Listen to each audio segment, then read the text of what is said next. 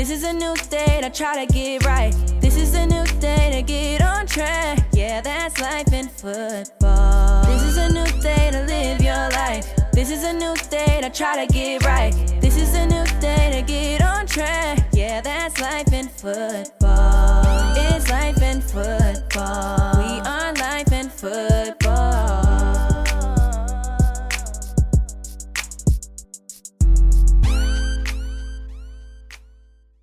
You are now listening to the Life in Football podcast. Check out the new website, lifeinfootball.com. Once again, the website is lifeinfootball.com. Thanks for listening. Welcome to the Life in Football podcast, baby. I'm your host, Mike Feed. And this your coach, Colin Moore. You know we love life and enjoying football. We got a top-notch coach on, a mentor, and he's helping people all across the world and young men develop into better men. He goes by the name of Wayne Dickens. He's the director of player development in West Kentucky for the football team for them Hilltoppers, baby. And he was a ball player himself, man. He did his thing for them Auburn Tigers, and he also did his thing in the NFL for a little while as well. Not to mention, he's a Polk County representative, a warrior for God, and he's a reverend. He has a wife who's there by his side by the name of Stacey. He has 3 daughters, Naomi, Kenny, and they got a son, Duke. Well, I mean 2 daughters and a son, Duke. Now, today we're going to get straight to business, man, because he has a great story, and this is some great information just for players just want to know about other things other than just football. But it's going to be a good story to get into. This is the story of Wayne Dickens. How you doing, Coach? Man, I'm doing good, man. Glad to have y'all. Small correction, I got 1 girl and 2 boys. 2 boys, Cannon and Duke. Gotta get it right. Glad to be here, man. Glad to be a part of the podcast. Hey, man, we appreciate that. And just, that you said that, Mike got 3 daughters. Okay. And I got a son. Well, I got a daughter and a son, and we about to have number 3 in January. So we all be a part of that 3 crew. I don't know what that 3 feel like, but I'm about to. But you just gotta start playing a little zone coverage when you got 3. Hey, ASAP too. ASAP. That's it, man. That's it. I'm gonna get right on it, man, because I know a lot of players be wanting to know what should they do once ball is over. So I want to ask you, when did you know that you actually want to be around football and to mentor the next young man coming up? Unfortunately, I didn't know until I was finished, and I was so laser focused on playing in the NFL that I didn't really give any other opportunities, any other career paths, any life or breath. And I was really fortunate. God's hand was on my life, and my mentor basically hired me the day after I got released from the Tennessee Titans. But for most guys, it doesn't happen that way. And so that's why, we put together the 5th quarter player development program where we are actively working with players. I'm always trying to get them to think about 4 or 5 years from now when they're finished, to start working on those skills, building that network, thinking about what you want to do, so that once the game ends, whether you play 10 years in the league or your final season is your senior year, you can transition smoothly into that next career field. See, Coach, that's exactly why me and Mike got into building life in football, because we were sitting and we'll be going throughout the day and we'll just be seeing different stuff happen. A player get kicked off the team. Then you look back, something silly done happened to him after that. Or a player, like you said, go to the NFL and done ran through all the money. Now what? So that's exactly why we started building this and started helping players all around the country, man. Just because we know for a fact, you come out with no plan, man, and you jumping into life, it's like you really jumping into a frying pan and you finna get taxed right out the gate because you have no idea where you're going. And like you said, you was blessed with yours. So Mike knew what he wanted. I had to figure mine out on the go. But when your players, when you did create this, and I know the players go crazy over because it's giving them, a look like, hey, man, think about it. Life coming, and it'll slap you in your face if you're not ready. So how do the players enjoy it? Well, right now our program is fairly new. We're in our second year, and so I really feel like we're just starting to get traction with some of the guys. We did a business panel last week that I think went really well. Brought in 4 local businessmen that kind of shared their story. Some of them were former athletes at the university. Some are well-accomplished businessmen that have built businesses worth hundreds of millions of dollars. And so they always listen to those guys. But, I got one guy, I'm not going to say his name, but I'm really excited about what he's done. He's already started building his real estate portfolio. He negotiated a deal last week with a local, and he's working with that owner of that house now. He's got his own Airbnb business going, and he's already made profits his first month. And man, I couldn't be more excited about where he is and just the way that his mind is thinking, because he's still got 2 years on the field. And just imagine, guys, if y'all had 2 years on the field, but you already had your business started that you were going to do for the rest of your life, how much further you be in life once you get out and you're in your mid-20s and you own a business. Correct, Coach Calder. There's a lot of situations where, a lot of times for football players or any athlete, we had an opportunity to work in the summer and, gain income. And what a great way to do that by, progressing in the career field that you can actually work in and have a business on your own after football. So that's amazing.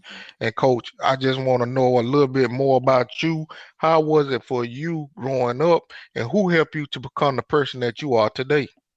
Well, I give all glory, number one, to God, and just having his hand on my life, man. I was extremely blessed with 2 parents that were completely different in how they were wired, but I think both of them, I took characteristics from both of them that really helped me to develop into who I am. And so, just tell you a little bit about my parents. My mom is now deceased. She passed back in 2017, but my mom was an entrepreneur, and most people don't know this about me because we grew up and we didn't have a lot, but both of my parents had PhDs. My mom got hers right after college. My dad ended up getting his later in life.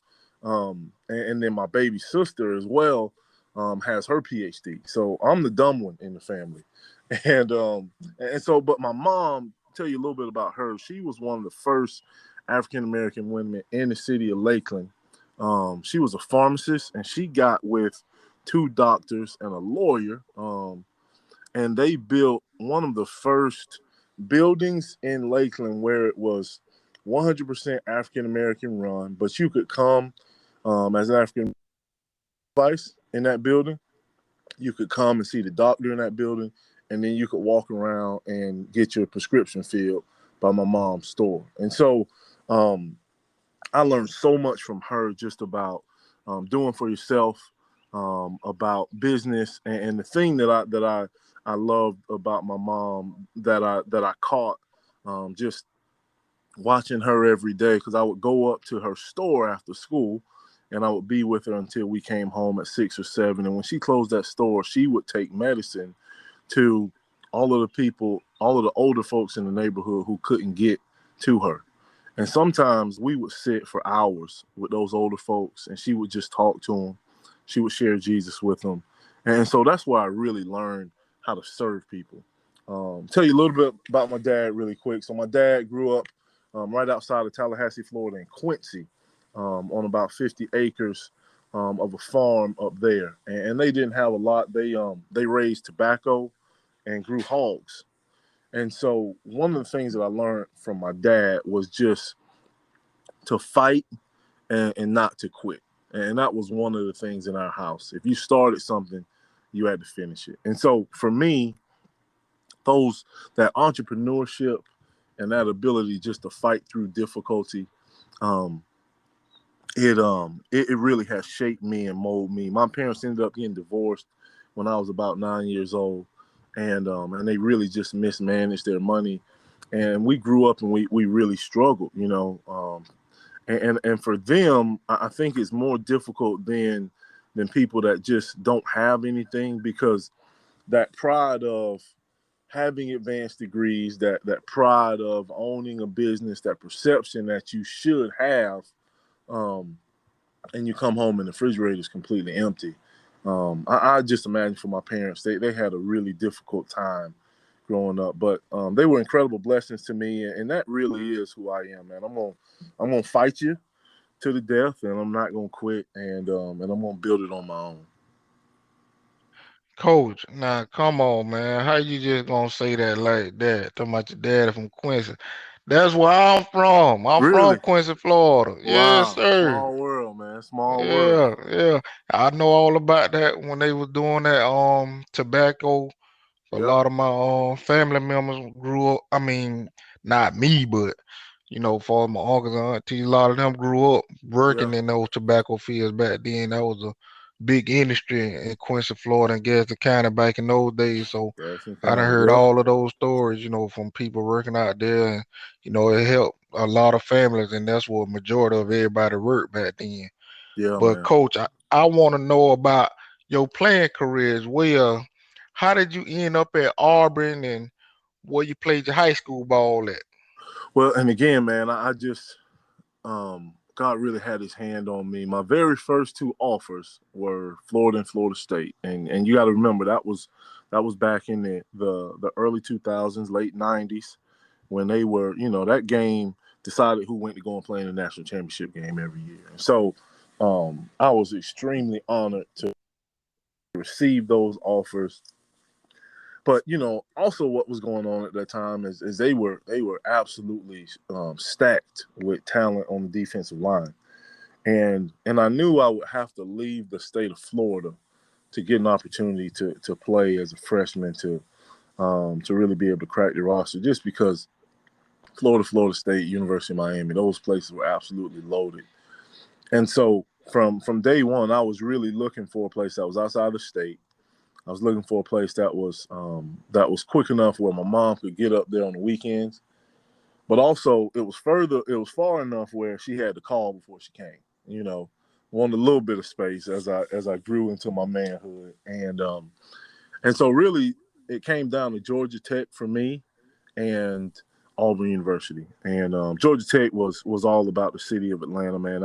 It was really difficult for me not to be there in a community surrounded by so many African American entrepreneurs, but eventually ended up choosing Auburn, and it was honestly the best decision that I ever made in my life. I really surrounded myself with coaches and mentors who cared about me as a person, and making sure that not only that I played well on the field, but that I made it. And was really fortunate, got an opportunity to play early on as a freshman, which was a blessing, but it was also a curse for me, because started smelling myself and not going to class, and really had a difficult journey that next year and a half after that. And it really took me until my junior year for me to straighten up, to get my grades together, to match my my ability on the field. And really my last 2 years in 03 and in 04, when we went undefeated, and then 05 when we only lost one game that year. I think it was a four or five overtime game to LSU. We really got an opportunity to have some success on the field, and that ultimately what gave me an opportunity to play in the NFL afterwards. Now, Coach, how did it feel to actually make it to the NFL? Because that would have been your dream, at least up until that point when you got out. So, how did that feel? Man, it was absolutely incredible, but at the same time, it was anticlimactic. It was, is this it? Because ultimately it's football, man. It's hot during training camp. I mean, you're out there banging. I got an opportunity to lay my eyes on some athletes that were just absolutely touched by God when I was there with the Titans. But it was, man, for me, I always tell our players, I say, when you pray and you ask the Lord for your dreams, he says that he wants to give you the desires of your heart, right? So my prayer always was that I wanted to play in the NFL. And I got an opportunity to do that, but not very long, And so God gave me the desire of my heart, but I should play 10 years. Yeah, you gotta be more specific about Yeah. what you want. Yes, sir. So now that you did get the taste of the league, and now that you do have the business side of player development, where do you see yourself going within the next 5 or 10 years? Man, I am honestly at an interesting crossroads in life. The last 2 years, me and my wife started a real estate company, and we primarily do Airbnbs, and that is absolutely exploding, man. I mean, we hit our 10-year goal last month in revenue, and so that's growing in a way that I never would have imagined. We've got the fifth quarter player development. That's growing as well. And then I'm also full-time FCA. And so I'm really at a place for the first time in my life where I don't necessarily know where or what I'm going to be doing in 5 years. I think if I had an opportunity to construct it the way that I would want it to go, I would be doing player development full-time, working with athletes, hopefully on the Power 5 level. Would love to be somewhere in the SEC serving. I think that's the goal for everybody, right? But I also love to be able to continue to grow in my real estate business and be able to build something that I actually get to leave to my children. Scripture tells us that a righteous man leaves an inheritance for his children and his children's children. And so, but in saying all of that, I am completely happy where I am right now. Love working with the Fellowship of Christian Athletes. It has been a blessing for me and my family for the last 14 years. It's employed us for the last 14 years. They give me the freedom and the autonomy to serve athletes and coaches and work on my side hustle on the weekends. And we absolutely love both. See ourselves here for the next 10 years.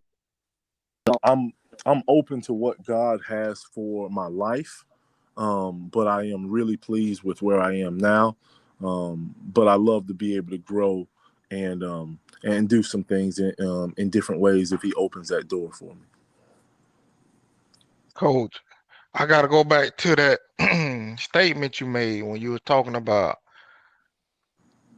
asking God for what you want and Yeah. telling them your dream, because that's real important. Because when I think about it, when you just said it, I didn't ask God for the NFL when I was younger, and I prayed this same prayer, and I'm gonna tell you about it. When I was in middle school, I started doing it in middle school. At that time, I loved Florida State to the bone. I wanted to be a Seminole, but I knew I wanted to play linebacker.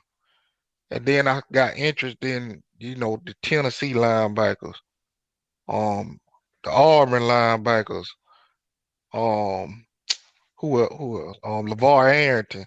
It was certain players I started noticing. I knew I wanted to play linebacker, but that was my dream. And I used to pray to God, man. I prayed the same prayer to Him. I would say, God bless and help me to play college football, play against a D1 team. I want to wear Nike cleats. I want to have the name on the back of my jersey. I want to play in front of a crowd of 60,000 people. I want to what else I used to say? Oh, I want to play on ESPN. I want to play a game on TV. Please, God, help me to be able to sign a scholarship as well. And this is something I prayed from probably about the 7th grade to my senior year in high school. Now I ended up having to go to junior college, and I came out of junior college, ended up getting a scholarship right down the road from you played ball at Auburn. I played at Alabama State.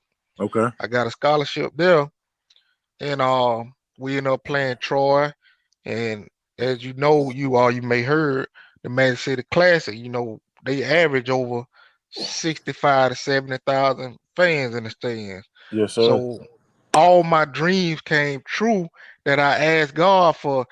Now I was thinking I was gonna go to Florida State, but actually everything I asked God for, it came true. Amen. So that's a Amen. powerful statement that you just said. And my last thing I just want to ask you is, if it's anything for as encouraging or words or something that you can say quickly to, younger players or just any person out there who may need inspiration or have a, a sense of hope that you may can give. Yeah, man, I think one of the things that's slowly fading about our culture is, especially I think in the African American community, just the reason why African Americans have been able to be so successful in view of all of the trials and difficulties we faced through slavery and Jim Crow and segregation in this country is because we were always rooted in Christ. And what I'm starting to see more and more is our family structure and our culture. We don't have Big Mama and Granddaddy and those people in our lives encouraging us in our faith. And what's really beginning to happen is a lot of families are falling apart. A lot of people are stuck in difficulties, and they don't have that hope needed to climb up out of difficult situations. And so the thing that I would encourage any young person to do is, and I'm not saying to just turn over freely, but what I am saying is at that 17, 18 years old, you need to at least explore faith. You need to just check out and see what it's all about. Because for me, that was the key that really turned my life around. It really gave me an opportunity to dream differently, because when you have God on your side, the world really is your oyster, and nobody can stand against you. There are no things that can stop you when God has laid his hand on you and he's blessed you. And so that's one of the things I think. If you have dreams and you have aspirations and you need faith, you need to be able to see things that aren't tangible yet. And so that's what I would encourage all young people to do, to at least explore their faith, see where it takes them, and just be diligent. Just whatever that goal is for you, don't quit until it's been accomplished. There it is, man. That Mr. Wayne Dickens, the Reverend, and then he's doing great things for the fifth quarter program. He's doing great things with FCA, Fellowship of Christian Athletes. That's a great program as well. And I just got to give a big shout out to him, and I want to thank him again for coming on. And I'm gonna leave y'all how I always leave y'all. Keep your head up and not down, or else you'll fall to the ground. It's the Life in Football podcast. Catch you next time.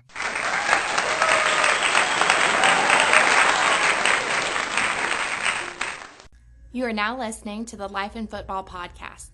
Check out the new website, lifeinfootball.com. Once again, the website is lifeinfootball.com. Thanks for listening.